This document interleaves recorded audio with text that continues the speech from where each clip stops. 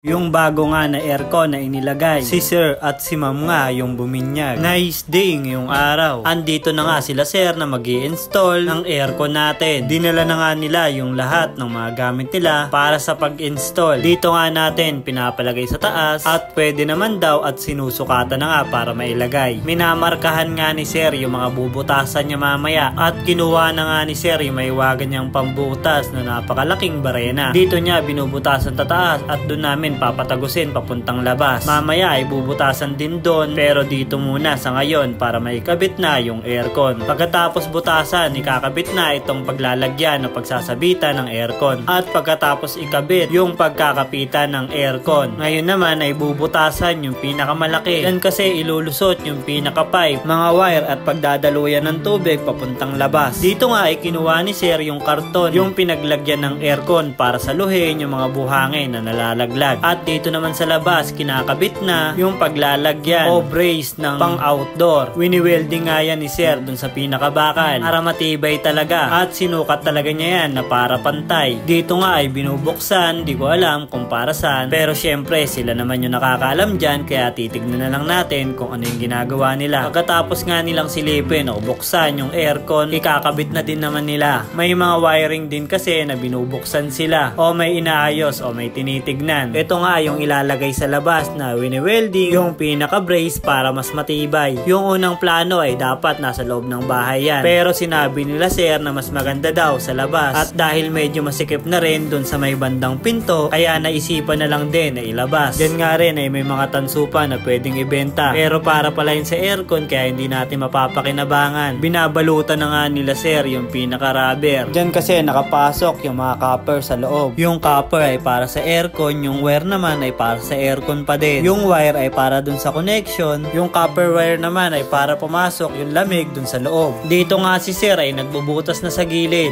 para yung binalot nila kanina ay ilabas na. O dito papapasukin papuntang labas. Ito nga yung binalutan nila kanina. At ayan naman yung hose na pagdadaluyan ng tubig. Meron nga rin silang ginawang improvised na hose na para ilalabas din mamaya. At dito nga pinapatagos na nila sa labas. At ganito naman yung magiging itsura kapag nakasetup na sa labas. Bali tatlo pala silang nag-i-install. Yung isa para dito sa loob, tapos yung isa naman ay inuutusan nila. Tapos may tao sa labas na nag-i-install. Katapos nga nilang ilabas yung wire na yan na magdudugtong sa labas at loob, idudugtong naman na nila yung pinaka-wire. Parang may napansin nga ako sa pag-i-install nila. Dito nga sa loob ay ginamitan nito. Ayan yung nakakapagbuka ng wire o tube. Tapos parang sa labas ay hindi ginamitan. Sino ba dito yung may idea sa aircon? Okay lang ba na hindi gamitan o kailangan talagang gamitan ng ganon? Iniisip ko kasi kung ginamitan sa loob ng ganon dahil nga may tanso na kailangan pabukahin, dapat sa labas din dahil may tanso rin doon na kailangan din pagdugtungin. Kung sakaling pinabuka man o hindi, ano ba yung pwedeng mangyari? O okay lang naman na hindi naman gamitan nun. At napansin ko nga dito sa pag-wiring, kailangan nga raw irekta sa pinaka-outlet dahil wala nga daw silang connector ng pansaksak para sa aircon. Naghanap na nga lang sila ng saksakan at ito nga yung binigay at luma pa nga. Hindi ko nga alam kung normal lang yan. Halos 40 plus yung ginastos para sa aircon at pag-install. Hindi ko alam kung ganun lang talaga yung wire na ginagamit nila. Kaya ang ginawa ko para hindi ganun kasagwa yung wire na kulay itim, binalutan ko na lang nitong puti para kahit papano ay maganda namang tignan. At ganito nga yung kinalabasan pagkatapos. Studio nga natin na mas pinalamig pa.